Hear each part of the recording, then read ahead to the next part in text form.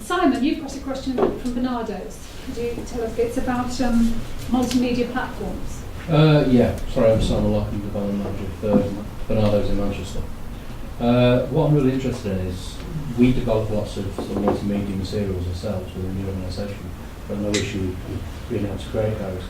What I'm interested in with the BBC is how do you get sort of film or radio to young people or communities who can't afford a TV or can't afford a radio? What are the ways you can take your outputs to those hard-to-reach communities? Straight away I'd say I've never really considered that there are people who are so poor they can't afford a TV, because there's 99% of homes in the country who have television, and it's never occurred to me that some people can't afford to turn them on though, so they haven't got electricity. I mean, I'm just thinking, is there any other way of how we get those that kind of output? Do you know, I mean, I'm perfectly honest with you, I've never, that has never been something, as I said, with the learning difficulties, that's never been something that we've sat and thought, what the hell are we going to do about this? To be absolutely brutal about it, if you haven't got a TV, you're not paying the licence fee, and so actually the services that we're delivering are for licence fee payers.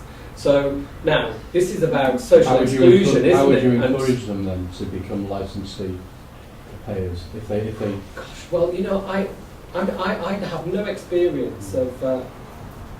I grew up in the inner city of Bradford and on Lum Lane, and I don't know any family that didn't have a telly, actually, even then in the 1970s. So even in the area I grew up in, I don't understand that level of social exclusion, and I'm not aware of what the BBC is doing to engage with that kind of person. I mean, what I'd say is, in terms of outreach, you look at stuff that we're doing with Margaret's team, and Margaret says she's one person. Well, actually, she is, but she works in a coordination role with all our local radio stations and all our web teams and TV teams. And one of the things we do every year is BBC School News Report. We do all sorts of outreach work with different people. We've done a lot in Salford, especially because obviously the BBC's moving to Salford, and we don't want it to feel like an alien ship has landed in Salford and it's going to have nothing to do with the people who live there, because actually we want it to be different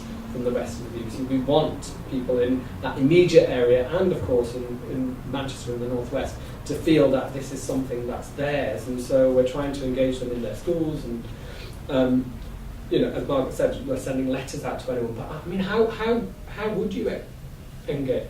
You sound like the expert. No, I'm very interested in how we engage with young people from Bernardo's perspective. I think we do it quite well in some respects and poorly in others. But I'm interested in how possibly I've done work with the BBC in the past. What kind of work did you do? What I've done in the past is made digital films. I can't remember what the lead section was called. But I'm doing a piece of work with Helen Buller at the moment from Dragon's Den. Yep. An art-based project. So we're engaging young people into that. And I'm very interested in the outputs that BBC produce. I think they're very high quality. And I'm supposed to trying to learn really how you might engage with young people, so that I can probably replicate that in Bernardo's for our services, in terms of how we engage with our customers. I suppose what I'd say is BBC Children's are moving to the whole department, CBBC, and all the other programmes we make for BBC Television. And as a department, they are probably the best BBC department at connecting with their audience, and because they need to be. So, I mean, I'd say that actually there's an opportunity there for an organisation like Bernardo's to be involved with CBeebies and CBBC, but at the same time, we've got digital switch over here, so anyone who's got a telly can see CBeebies or CBBC.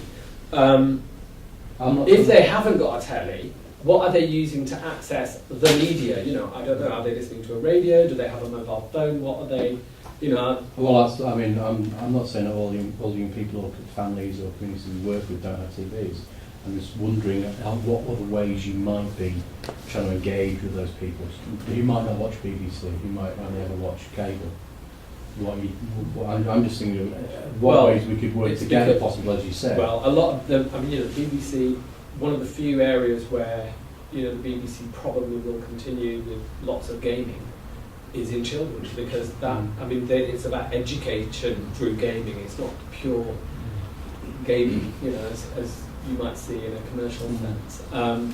And the web is seen as the way to connect with the next generation of audience. That's not just kids; it's teenagers as well. If you ask a teenager would they rather give up their mobile phone or their television, 95 or 99% will say you can have my TV or not. Can I just say there's a great opportunity for the young people from Barnardo's coming up from BBC, and BBC Blast are doing a whole thing later in the month, I think, or in November, late November, down in Withenshaw.